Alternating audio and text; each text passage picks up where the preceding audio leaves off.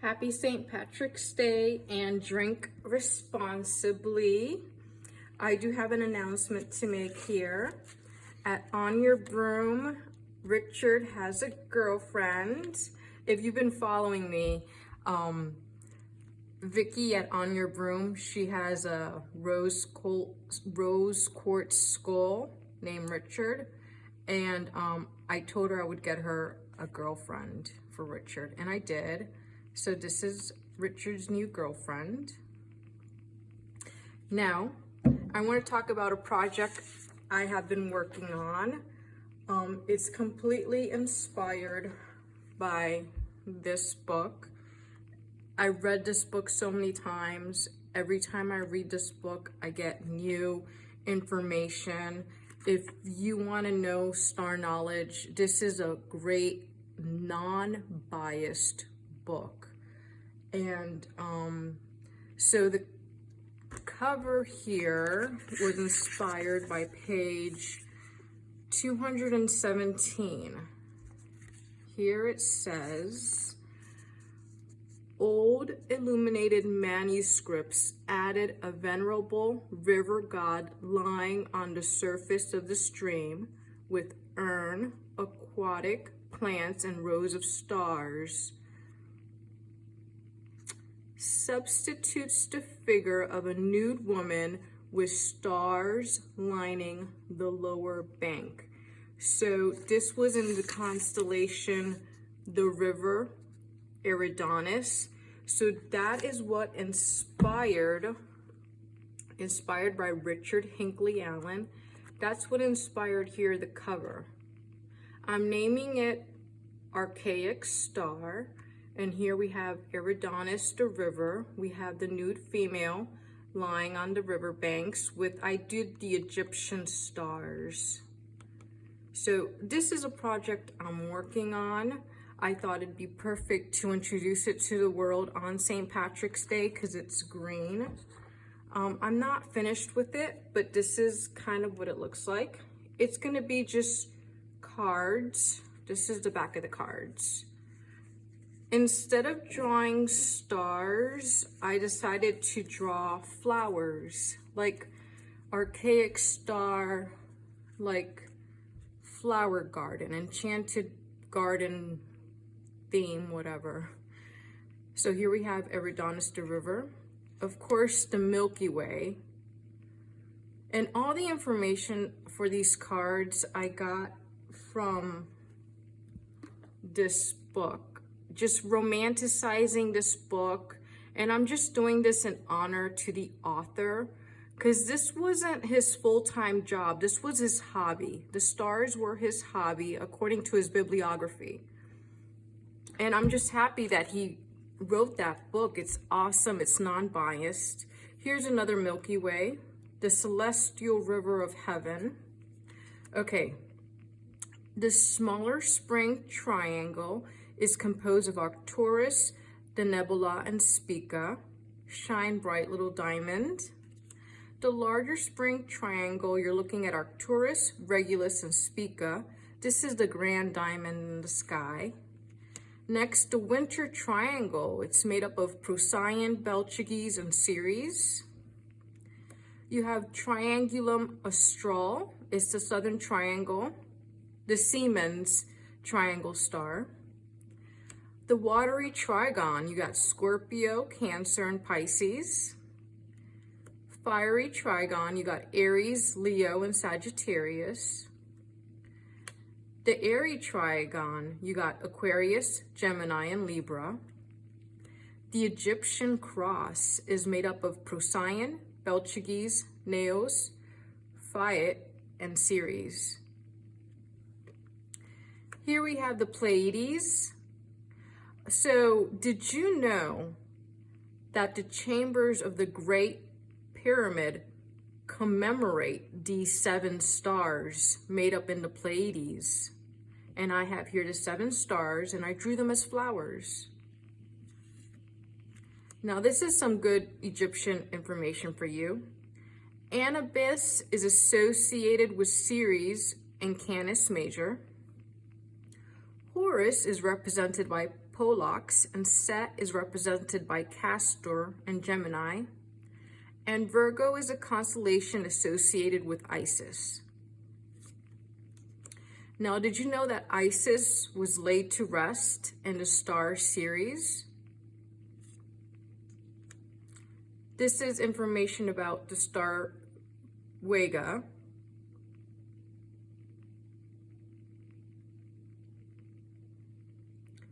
They used to worship this in Egyptian time.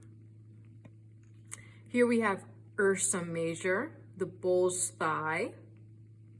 This is how it's shown in the Dendera planisphere in the temple of Edfu. Okay, so many temples were built to worship this star in Egypt, Greece, and Italy. The little temple to Isis in Pompeii. But authorities in Pompeii stopped astrologers from star worshiping this star and put brick over the opening of their temple where the star was observed. And this is the star El-Tenin, El-Raz Al-Tin, the dragon's head. So astrologers have been persecuted in the past, and now we can look at the stars, we can study the stars, we have free will. So I encourage everyone, the stars are for everyone. So here we have Cancer, Gate of Men. Ancient Egyptians believed that gate of men through which souls descended from heaven into human bodies. Here we have Taurus, El Nath. If you were born under this star, you'd be immensely fortunate. Zeta Tauri. This is a mischievous influence. Now here we have Taurus. Egyptian history and religion believe that human race was created when the sun was in Taurus. So I drew the sun. Aldebaran is our ancient spring equinox. It's one of the 4 royal stars. Here we have Scorpio, or ancient autumnal equinox, and there's the sun. When the sun was in the sign, you could transmutate iron into gold. So if you believe in alchemistic magic or alchemy, maybe you might want to experiment. Next time the sun is in Scorpio, maybe you could transmutate iron into gold. And then here we have Hinckley crab, the crown of the scorpion. The star is the Shuba.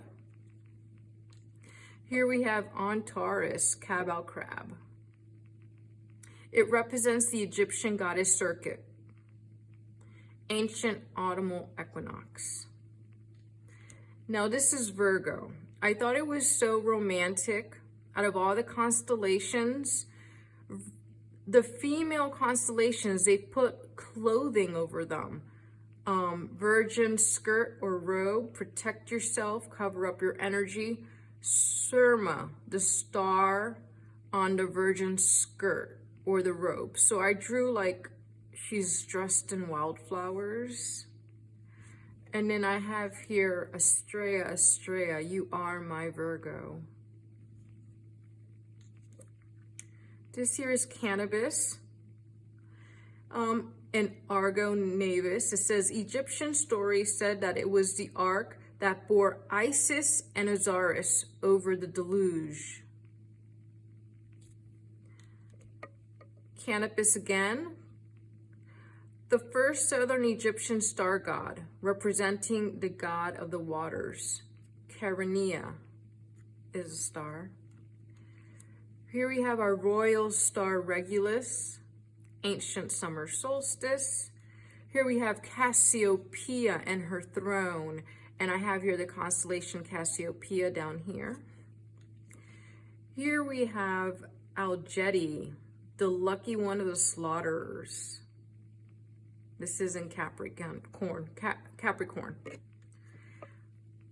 Coma Berenice's lady's hair into a hair star or comet. So here I drew Coma Berenice's. Okay, this is Scotum Sobiesianum. This constellation is pictured as a coat of arms for the third king of Poland, John Sobieski. This is Corona Borealis with Alphecca. I drew her like a crown of wildflowers. Margarita Coronao, you are the pearl of the crown. Alphecca is my favorite star, and this is one of my favorite constellations. Here we have Fomalhaut. This star was worshipped at sunrise in the temple of Demeter and Ulysses. This star is of immense fortune and power. This is one of our ancient winter solstice, Fomalhaut. Here we have Hydra, the water snake. It formed a beak of a red bird. It governed the planets and was worshipped at festivals of the summer solstice as an emblem of immortality. Okay, so these stars in Sagittarius were worshipped in China. They were known as temple. So honor yourself. And I drew like little cherry blossoms. Here we have Andromeda, Mirage, a fortunate star. Good luck in matrimony. Here we have Aquarius, Salda Malik, the lucky one of the king of the kingdom. Here we have Andromeda. Again, this is a female constellation, and they clothe her with a train of garment. The star is Adheel. Here we have Pleiades, the seven sisters. Alcyone is the brightest of the star, so awaken the priestess within you. Here we have the 10 mystical kings. Aldebaran, Polak, Spica, Algeti, Hamal, Sheet, Deneb Algeti, Antares, Regulus, and Alcyone. Drew them as wildflowers. This is Polaris, Stella Polaris. Okay, so now the inspiration behind this one is, this is a portrait of my mother. Oh, give me a second.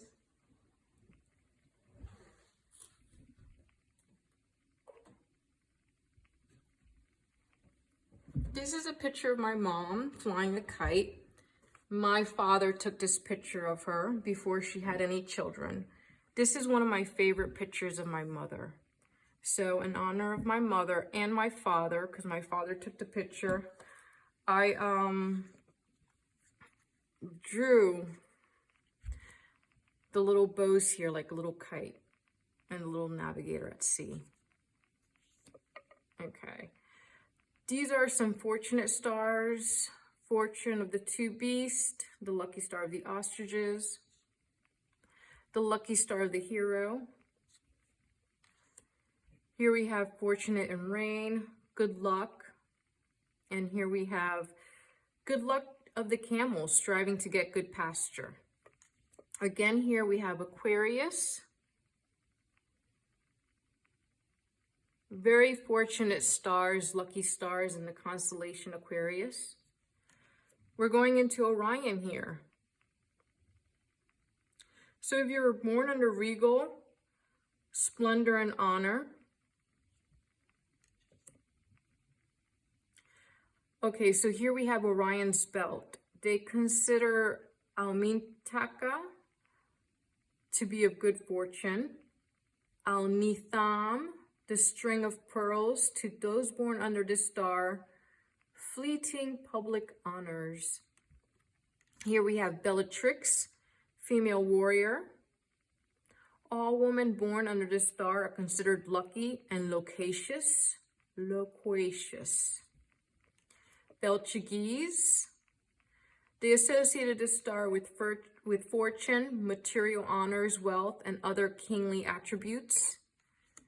Here we have So Smati Osiris, this is Orion, and Lepus the hare is located right underneath Orion. Egyptian mythology laid to rest the soul of Osiris in the constellation Orion. In early Egyptian astronomy, Lepus was the boat of Osiris, the great god of that country identified with Orion. So now you already learned that the soul of Osiris rests in Orion, and you know that the soul of Isis rests in Ceres. So if you want to worship those gods, you might want to consider also worshiping and paying respect to those stars and those constellations in the sky. Okay. Octon Hadlianus Dramasa. Arabs imagined this constellation exercise healing powers on all afflicted persons who would attentively observe this constellation. And then here we have Aquilus, the little horse constellation. And then that's it. I hope you enjoyed that. This is something I'm working on. I'm doing this for fun in honor of Richard Hinckley Allen. I hope you enjoy it. It's not available for sale yet. I don't know when it's going to be available for sale. I'm still working on it. I'm taking my time with it, and I'm just having fun with it. And I encourage everyone to read this book and educate yourself on the stars, because the stars belong to everybody.